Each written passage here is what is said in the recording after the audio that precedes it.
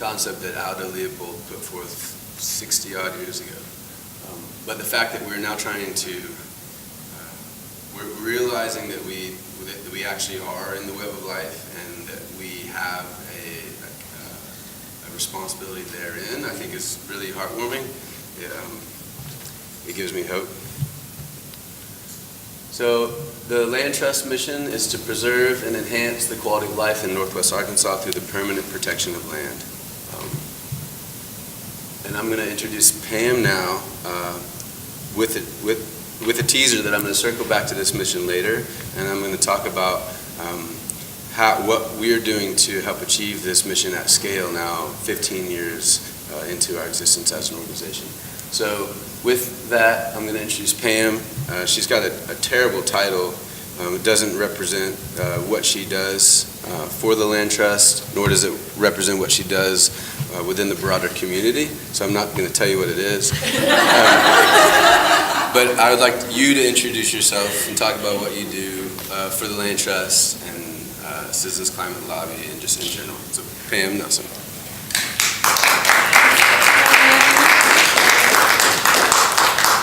Watch the time. So my name is Pam Nelson. I'm the program coordinator with the Northwest Arkansas Land Trust. And so I work on our land protection team to work with landowners and walk them through the process of protecting their land, and also to actually work with them to write the conservation easements or work with them with the land donations. So today's topic, the name of our title is Land Ethic, and I know Ammen had the slide from Aldo Leopold. So it's really difficult to think about land ethic without automatically thinking of him. And so it's beautifully summarized on his website that at its core, land ethic is about caring. So it's about caring for people, about caring for land, and about strengthening the relationship between them. So we take that the concept of ethic that is often applied to humans and friends and community members, and we extend it to the soil, the animals, the water, and the land that supports us. And as it turns out, all of this is really important. So it's not just about caring for these other elements of our world, but it's also the foundation that supports human life. So what's going on next? Oh, we're missing some. So when we talk about land conservation, we definitely want to save those pretty places that mean so much to us and have scenic value, but there's a lot of other public benefits associated. So our land keeps our water clean, the plants and the animals slow down rainwater, filter out pollutants before it gets into our drinking water, and that's really important as we're going to see more flooding in our area and other climate impacts. It also our landscapes offer climate protection as well. So we're going to I'll talk a little bit more later, but we have resilient landscapes that really support more life and help mitigate some of these changes. And so that's part of our initiative, which I'll get to in a few more slides. But also local farms. So it's really important that as we have more drought and land use change, Ammen mentioned that we're losing a lot of our farmland. It's important that we have a place to grow food and that we can support that community. And then wildlife habitat. Wildlife in the Ozarks is iconic to our natural heritage, to our culture, and it's also really important to our economy. We make a lot of money off hunting and outdoor recreation in the state of Arkansas, and also just being outside and being healthy. So for our outdoor recreation as well. Biking, hiking, walking, bird watching, all of those things that we love. Okay, this is the map that Ammen was referring to about where we work. So you can see most of our protection projects are currently in Benton and Washington County. That's where we're pursuing and doing a lot of outreach with landowners, but we service the surrounding 13-county region as well. And I won't spend too much time on the conservation options. But conservation easements, with an easement, the landowner still owns the land, but the easement is a legal arrangement that stays with it forever. So they can sell the land, they can pass it on to their children, but the restrictions and allowances for the uses with regard to development cannot be changed. And then sometimes landowners will choose to donate land outright, and in which case we manage it and restore it. And if it's appropriate, we will open that to the public as well if the landowner is okay with that. So what does all of this have to do with climate change? So now more than ever, land conservation we're seeing is a really important climate change solution. So how we use our land can either be a climate contributor or help solve the problem. So if we can stop losing our natural areas and start restoring them, then that will enable the plants to work with us. And scientists estimate that if we can start protecting these lands, that the power of the plants has the potential to take out 1/3 of greenhouse gas emissions that we need by 2030 for the recommendations that we have before us. So I'll show you a video in a second. So just briefly, that's kind of why we at the Land Trust decided to launch a climate change initiative. So we have a couple of different components to that. As a nonprofit, nonpartisan organization, we think that as part of the solution, it's really important that we just start normalizing the conversation. We can't have climate change be this really divided word. It affects everyone equally. And so we are trying to work with decision makers and community members to just kind of have that discussion about some of these solutions that we're hearing about today, including land conservation. We're also incorporating climate change activities into our education program. So at the Land Trust, we coordinate the Kessler Mountain Outdoor Classroom at the Smokehouse, where field trips come through. And so we're getting kids to understand climate change and how they can make a difference.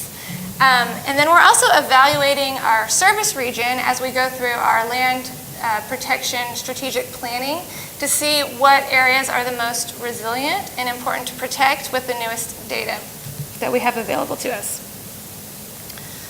Okay, so real fast here, I'm going to show you guys our climate change video that we made at the Land Trust that we're proud of, and then we're going to get into some of these drawdown solutions. As our region continues to experience the impacts of rapid development, we're also starting to see changing climate conditions. Since 1990, the plant hardiness zone in most of northwest Arkansas has shifted from a zone 6 to a zone 7. That's because winters are getting warmer. Plants are confused and blooming earlier. And if you think you're sneezing more lately, you're probably right. The ragweed season in our area is longer now when compared to data from 1995.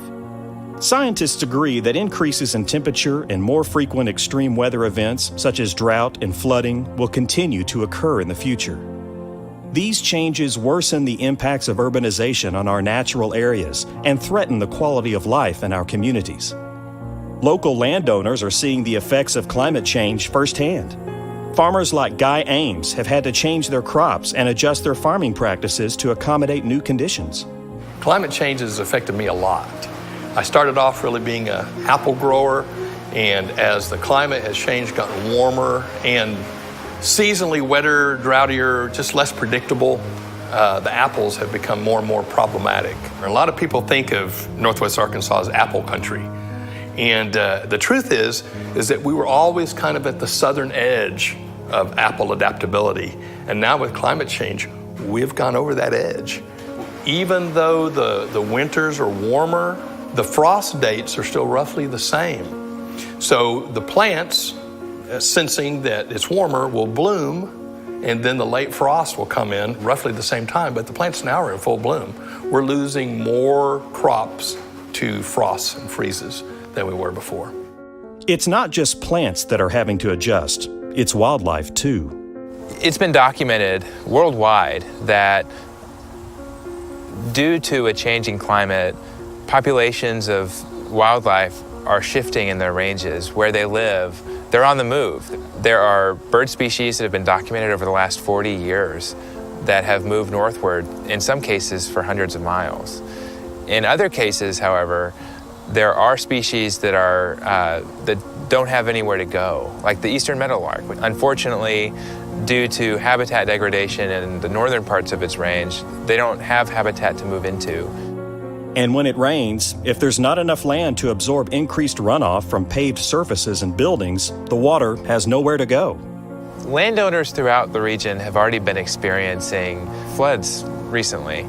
And looking forward to the impacts of climate change, if those flooding events continue to worsen, it's going to be increasingly important to protect healthy stream banks, protecting the plants and animals that live there. Doing so is going to help us to hold the soil down along the streams, prevent increased erosion, and also allow for the plants to naturally filter pollution from the water. As the climate changes, land conservation protects the health of our communities. Our forests, grasslands, and rivers work as a system supporting life and diversity. Saving and connecting natural landscapes helps secure the survival of our native plants and animals as they strive to adapt to a changing climate. Protecting stream banks keeps our water clean and reduces the impacts of flooding. Saving land is also an important climate solution. The plants and trees on protected lands absorb carbon dioxide, reducing the amount of heat-trapping gases in the atmosphere. As we continue to work together globally to slow climate change and reduce the pollutants damaging our environment, we must also work together locally to protect the land we love, now and for our future. Talks about local impact, so if we don't get to it, if you're wondering how climate change is going to specifically affect our region, you can check it out. So what we're seeing is that we've had a shift in the plant hardiness zone, so temperatures are definitely increasing. So with these warmer winters, our frost date is actually the same, so that plants are blooming, but then farmers are having issues because they're losing crops. We're also having a longer pollen season, so our pollen season is actually extended on average 11 days since 1990. The ragweed season from the plants, so we're seeing stronger allergies. And so these are just some of the things that we've seen come together, but actually, in Northwest Arkansas, and one of the reasons it's so important to have this conversation is we're not seeing as many changes as our coastal areas like in our faces right now, but we're definitely being impacted. And so it's easy when it's kind of these subtle things that if you're not that connected to the land to not really see that it's happening, but it's definitely, we're seeing those changes here as well. I'm not sure why it's not working, but No worries. with trying to turn on the video, it looks like it's connected from the computer. Okay. Well, that's okay, I can just talk.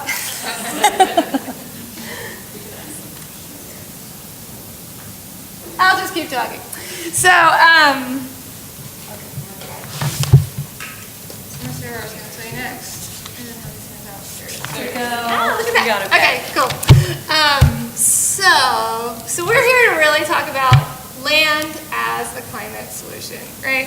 And so to do that, I just want to spend 1 minute to talk about carbon sequestration, because that really is the foundation of all of the different drawdown solutions I'm going to share with you today. So with carbon sequestration, many of you are probably familiar with this, but it's basically taking carbon dioxide and turning it into a non-gaseous form.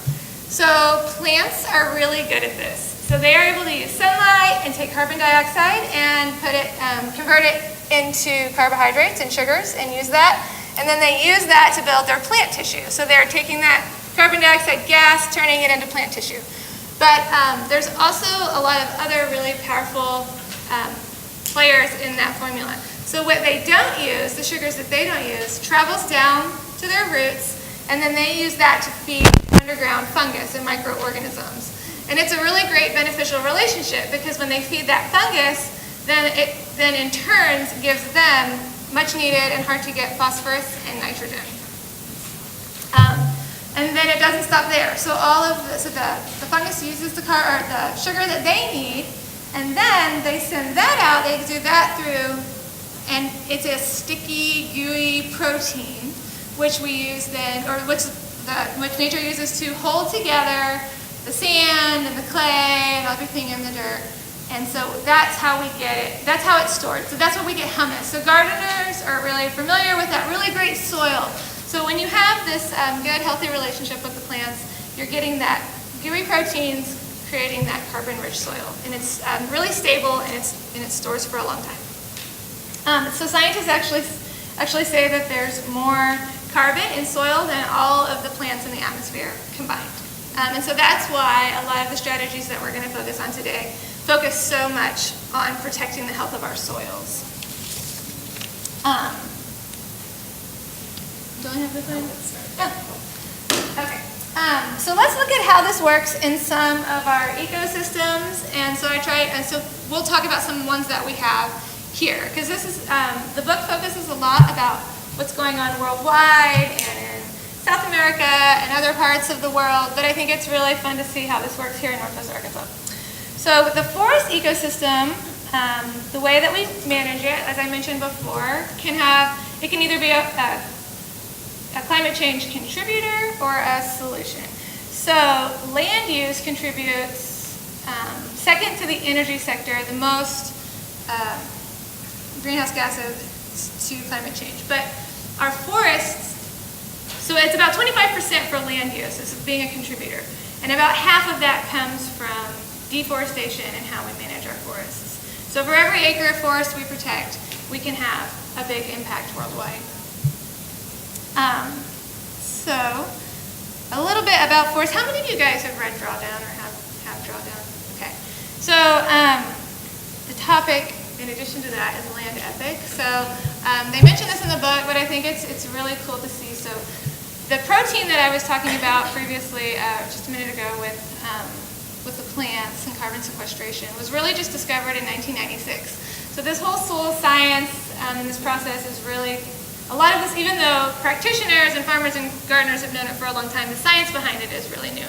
So as we've been studying these processes, we're also finding all kinds of really interesting connections. And so there's this really interesting book, The Hidden Life of Trees, which you might have heard of, where we're now seeing that not only are these fungal networks, the trees are using the fungus to go back and forth with nutrients and carbon, but they're also creating this underground internet where the trees and the plants are actually talking to each other, and they're able to send distress signals and electrical pulses and hormones, and they're able to cooperate together. So what we used to think of as just trees in the forest really have this complex system, almost like an insect colony. And so the older trees, a lot of times they're referred to as mother trees. It's like if the younger trees nearby aren't getting enough water or they need new nutrients, the trees with the deeper roots can pull that from deeper down and share it with them.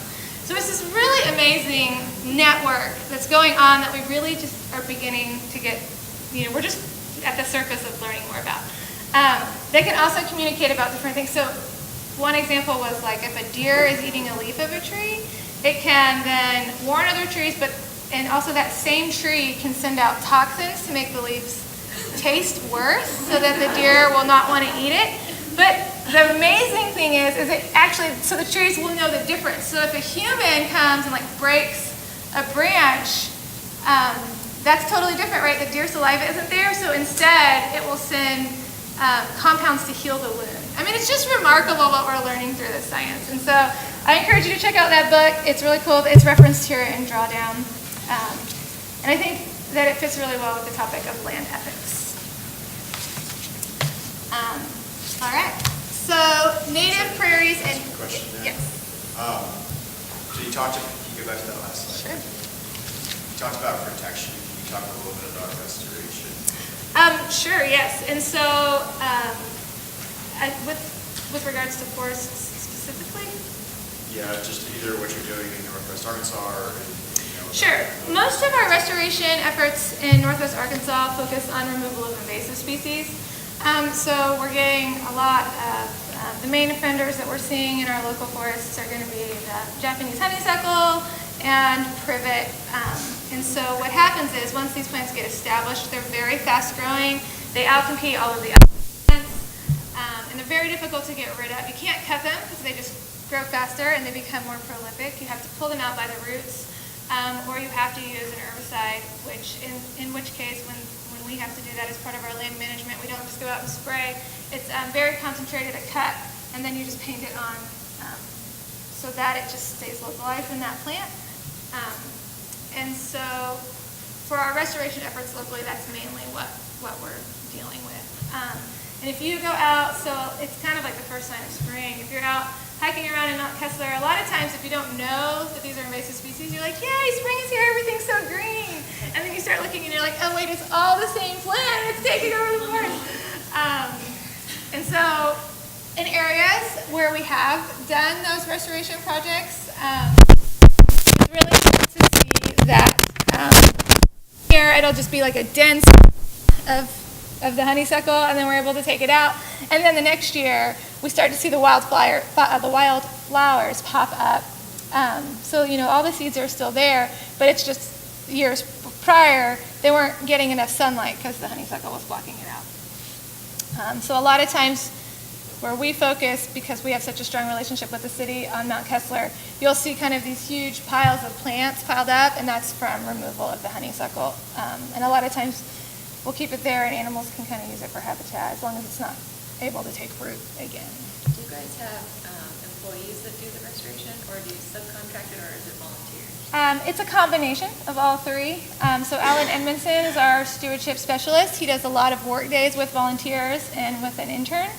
But for larger projects, so we own Wilson Springs Preserve, which is a wetland prairie behind Sam's Club. It's 121 acres. So for larger projects like that, we hire a subcontractor, in which case it's usually grant funded. So now I'm going to spend just a minute on native prairies. So there's also a lot of really interesting research that's just coming out about native prairies that I encourage you guys to check out the Southeastern Grasslands Institute with Dwayne Estes and Theo Witzel. It's where I'm getting a lot of the information I'm going to share with you guys today.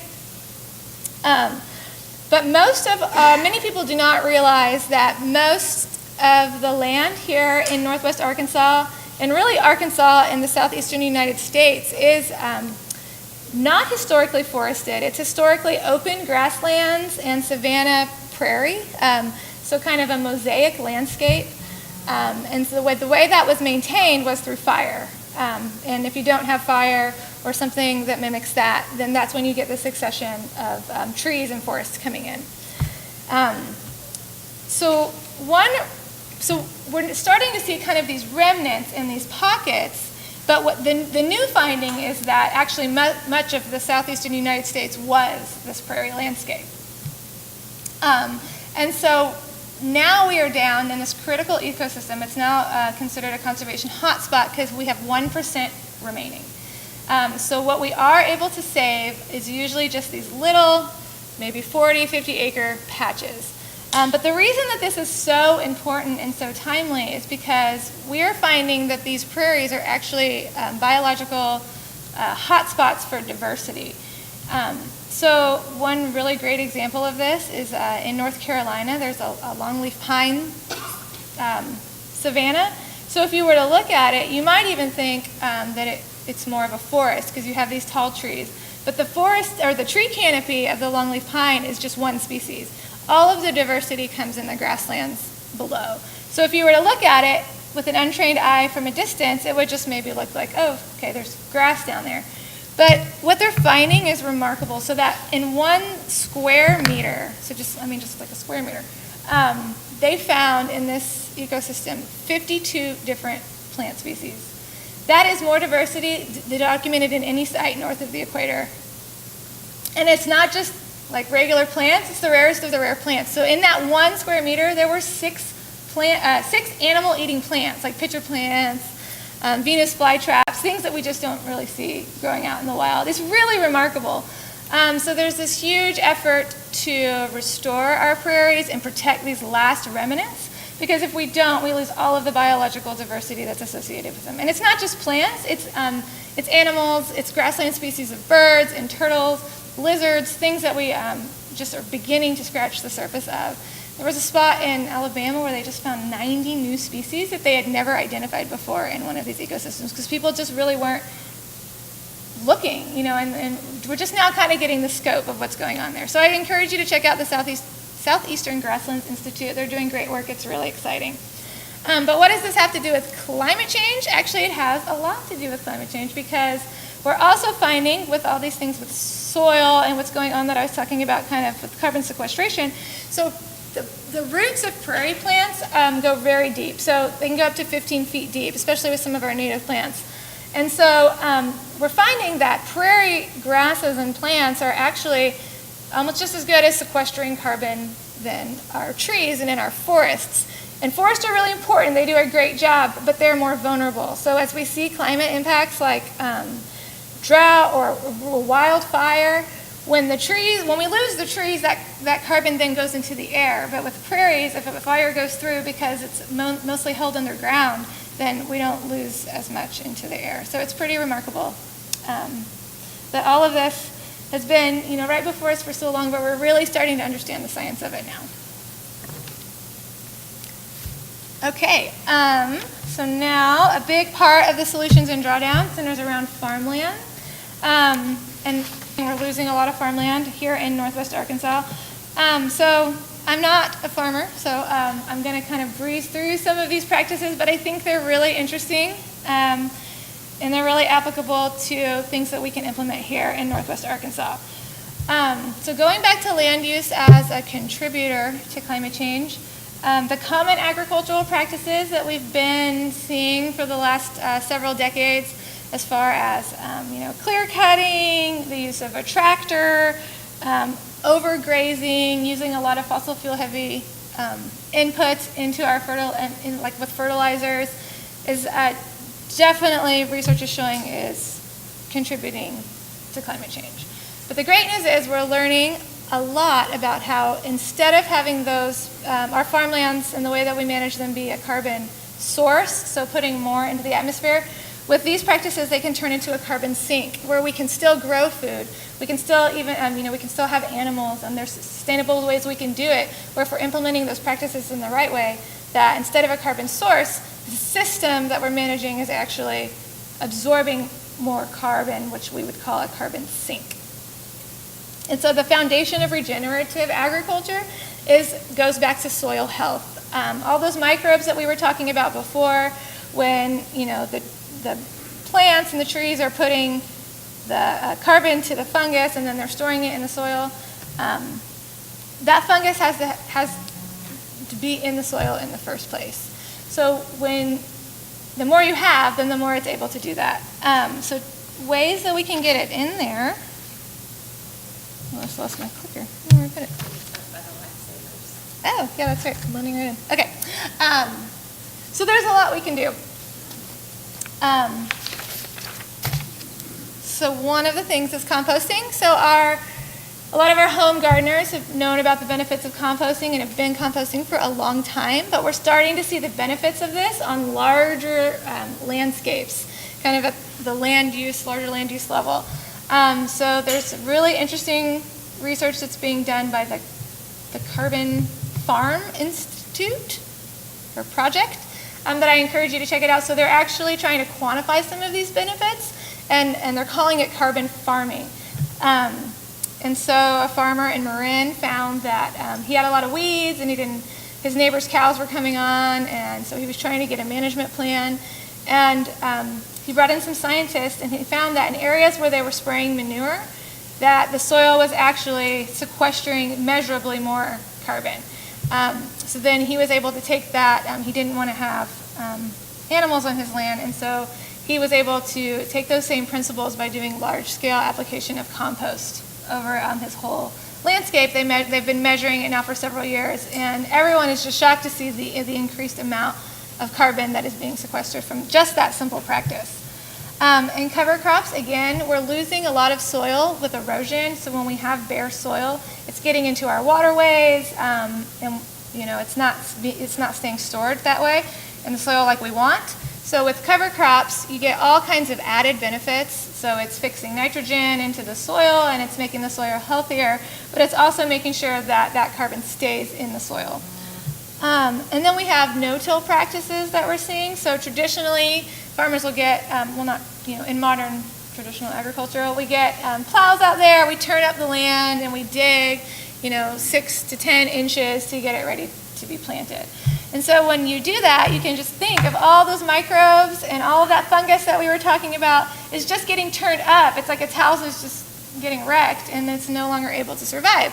And so what seems like a good practice we're finding out is actually not so great for the soil. And then what are we having to do? We're having to take fossil fuel heavy inputs that are not the best for the environment because the fungus is no longer healthy enough to supply the plants with the nitrogen and phosphorus that they need. So instead, we're having to put inputs that are really expensive to our farmers and have health benefits or health consequences to our population and our water quality.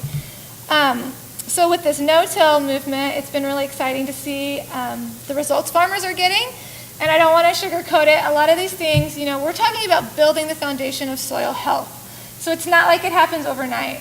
And I think that we need to be careful in these conversations that we're not demonizing farmers. There's not going to be like a quick overnight solution. So a lot of farmers that are trying to practice these are still having to do things like use herbicides and use things that they're trying to transition away from because these things take years. But the farmers that are able to stick with it are really starting to see amazing results.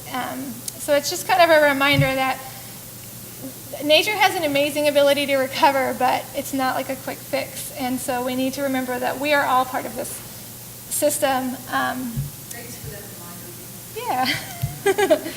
So, with no-till, you're able to just kind of plant right into the ground. There's a lot of different methods and science behind it. Again, I'm not a farmer, but I encourage everyone to check it out. It's also something you can do. A lot of this, we're talking about these climate solutions like large scale, like on the ranch or the, feeding, growing for large to sell.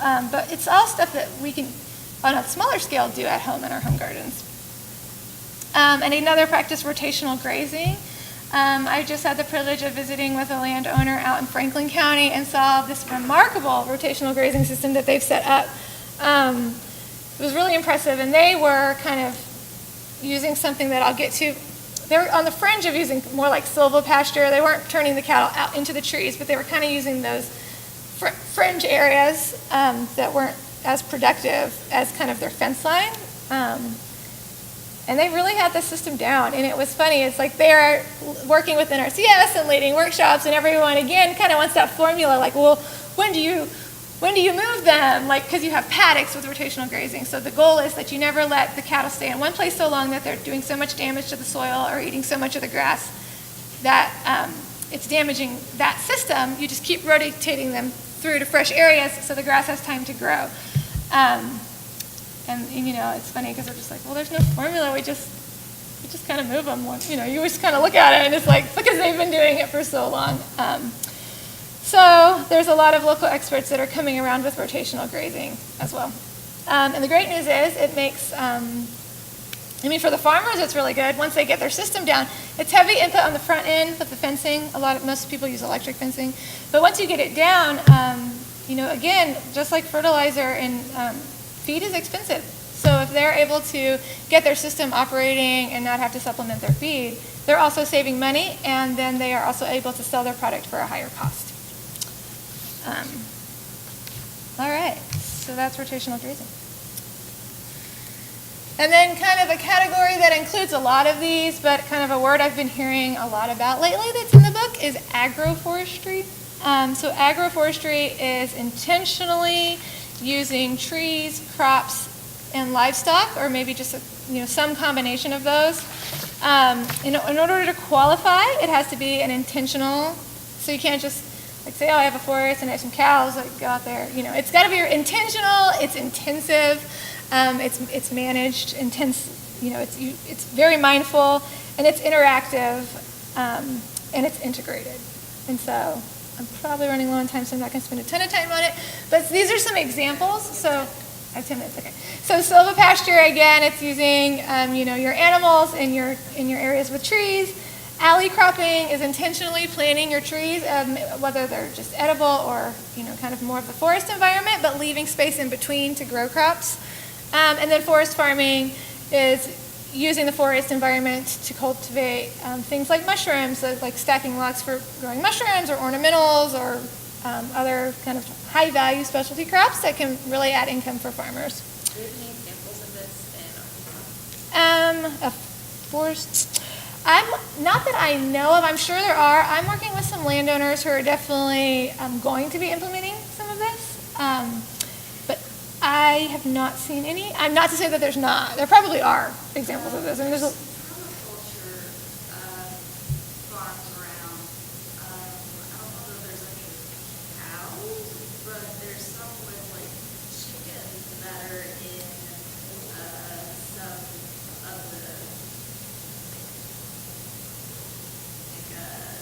apple orchards and that sort of thing, where they're in the trees and that sort of thing. And I guess there's someone at the farmer's market that sells pastured pigs. So I guess I'm sure that they're using elements of the system for that. I just don't know those farmers personally.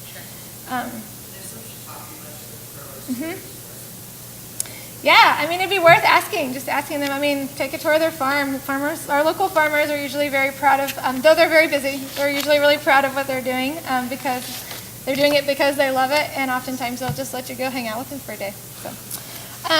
Okay, really quickly, because I'm running out of time, I wanted to mention climate resilient science, because this is something that we're incorporating into our planning efforts at the Land Trust. So there's been a lot of research that's been done to evaluate lots of different landscapes and landscape characteristics and features on how resilient it will be, because there's a lot that we can do to slow climate change, but we know that it's already happening and that some things are irreversible. So how can we make our land protection efforts have foresight for the future to work for us in a way that it's protecting our communities? And so what they found, and a lot of this has been done by the Nature Conservancy, so I'm not sure if we'll talk about this more later, but I wanted to mention it because we're using this data at the Land Trust. So what they found that there are definitely landscape characteristics that make an environment more resilient, and the theory is that if we can incorporate, save these places, that we don't have to manage for certain species. And so, because we don't know, like the natural world is so interconnected that we don't know what's going to happen. If species are moving, one thing changes, it changes the whole way the environment interacts. And so we're seeing that if we can save these places that support the most diversity, then we have the best chance of preserving diversity. And so some of those things that make a landscape more resilient are microclimates, so these little climates within the larger climate that are created from aspect or slope or elevation. Some areas are going to be cooler on the north-facing side of a slope. So if we can take a habitat that we have here locally and make sure that, or kind of the larger Ozark habitat, and make sure that we're saving all of these different representations of the different microclimates, then that gives plants and animals a better chance to move around as the climate changes. Also connectivity. So this is really important to our work at the Land Trust, is we want to make sure that we try our best not to just have conservation islands, but that we're having a connected landscape where animals and plants can move through to meet their seasonal needs. Landform diversity, so if we can save landscapes that have different kinds of geologies, then that soil is going to be different in those different places. We'll get a better representation. And then biological condition. This goes back to those invasive species that we were talking about earlier. We want to make sure that we are restoring our lands, because if we protect all these other features, but then they're dominated by one species of plant, then they can't, nothing else can live there. It takes up all the space. So this land, so again, this is all being done by the Nature Conservancy. So the data for our region is going to be released in June, and the Land Trust is working with a consultant from Open Space Institute to incorporate that into our strategic plan. So stay tuned to see kind of what the most resilient landscapes are here. All right, and then I will end for telling you about our new campaign. So if you're wondering how you can get involved with the Land Trust, we have a brand new ambitious campaign that we need community support because it's so bold, and we're excited to bring everyone along. So we have a goal of permanently protecting 5,000 acres by 2021. We are also working to open 6 annual preserves to public access. and to raise $3 million to fund this work. So that will be divided up into different categories. 1.8, I think, don't quote me on it, I think $1.8 million is going to be set aside for a land acquisition fund. So right now, all of our work depends on, and we're so thankful for the generosity of landowners who just want, they recognize the value of their land and the legacy that it's provides for their family and the services of the landscapes that they love. So they are able to donate kind of the value of the conservation easement or the land to us. But with the rate of development that we're seeing that Ammen was talking about, we really need to have some funding so we can act a little bit more quickly on some of those really valuable landscapes that are on the chopping block. I mean, we're seeing things be developed every day. So $1.8 million is going to be to help us kick off a land acquisition fund. We're also going to set some aside for operations to make sure that we have the staff and the resources to honor our commitment to protect the land in perpetuity. Because again, all of our projects, this land, once they do a conservation easement, it's not undone. That's forever, and that's why it's so important. Okay. Yes. I'm going to add another next step before we break for questions. That being the Northwest Arkansas Open Space Plan, which some of you all may have heard of. It's a plan that was commissioned 3 years ago. It took an inventory of every piece of undeveloped land in the two-county area and then scored it based on its ecological value, whether or not it had some sort of historical significance. Was there a Civil War skirmish there? Does it provide some sort of recreational amenity? Is it a good fishing spot? Is it large or contiguous with something else that's already been protected? And all of the land in the two-county area, Washington and Benton, was effectively graded and applied a shade of green, and then we stack these shades of green and we get these pockets of deep green. And so the plan, which was adopted by all of our two-county elected officials, really is the roadmap for the public sector to voluntarily protect what is valuable from an environmental perspective about the two-county area. Unfortunately, that plan did not come with it did not have a budget, and there's been very little political will to actually implement that plan. So one thing that we all really need to do is we need to remind our elected officials that that plan exists, that they've adopted it, and it's their responsibility as our elected officials to voluntarily implement it. And so I would encourage you all to Google the Northwest Arkansas Open Space Plan. It's a really rich document. It's fantastic. The maps in it, if you're a map person, are really invigorating. But get familiar with it and start talking about it with your family, start talking about it with your neighbors, start talking about it with your elected officials. I guarantee you that most of our JPs, our justices of the peace that manage 50,000 acres in Washington County, they may have heard of it, but I can guarantee you that none of them have read it. We need to read it on their behalf, and we need to give them the tidbits so that they can effectively represent us with in terms of the landscape scale conservation that's going to be required for us to effectively maintain the quality of life here in Northwest Arkansas that we're accustomed to and that we've long taken for granted. Yes. Yeah, we have a few minutes for questions. We're rounding up. This is supposed to end at 9:50 and it's 9:49. So let's do two or three questions. Go ahead. Yes. So kind of to your point, we talked earlier on the 30 people a day moving here, and how does the land trust kind of approach development, sustainable development, potentially like infill or other types of, how do you manage development so people can come here and enjoy it? So it's a yes and. In Fayetteville, we do have some good zoning. I think our neighbors to the north are catching up and hopefully will surpass us with respect to zoning or smart growth ordinances. Unfortunately, on a county level, we do have zoning, but the counties also hand out conditional use permits like their Halloween candy. So in the absence of smart growth, we have dumb growth. So we, the land trusts, are really trying to figure out what our role is therein. I chair the open space, the 2-county open space effort right now. We are working with the Arkansas Natural Heritage Commission. We're working with Arkansas Game and Fish. We're working with other state agencies that have invested interest to try and figure out how we can collaborate. But really everything is voluntary at this point. And it will likely remain voluntary. We're very much a private land rights part of the world. We've got most of the land in the 2-county area is private.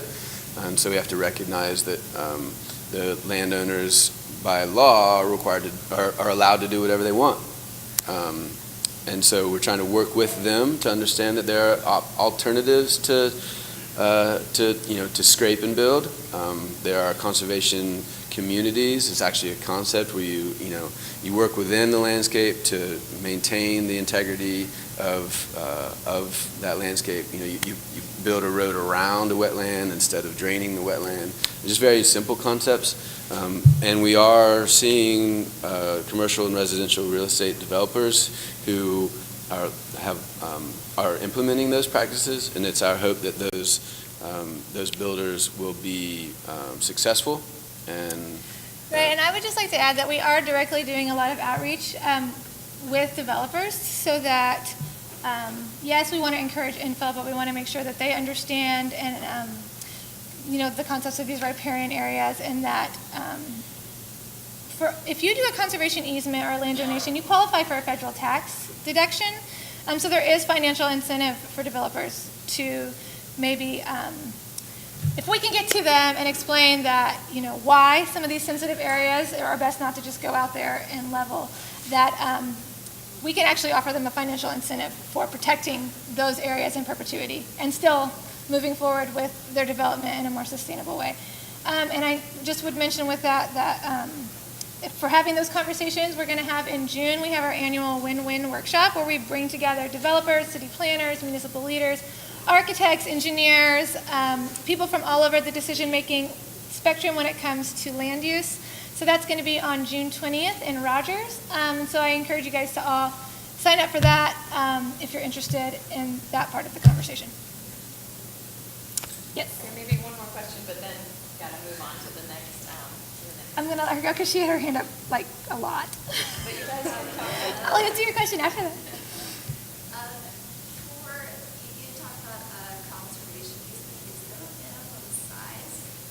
So that's a really good question. So the land trust kind of was started to fill in the gap to work with landowners that have smaller acreage. There's technically not a minimal size, but we are starting to kind of, so if it's a really small plot and it has a really high conservation value, then we would definitely want to move forward with the project. The one kind of holdup is for every conservation easement, no matter what the size is, we have a stewardship fee, and that helps us keep our accreditation standards. So the stewardship fee is really important because without it, we can't honor our financial commitment to protect the land in perpetuity. We have to have it for every project.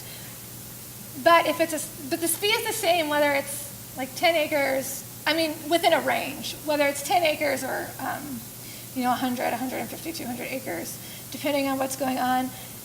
So that can be a little bit prohibitive. Because the fee is like $15,000 to $30,000. So if it is a really small project, it's not that we wouldn't work with a landowner. We just might not be able to work with partners to help secure that fee that is sometimes prohibitive for landowners, if that makes sense. Thank you all for being here. I hope that you can get your question answered after this. Okay.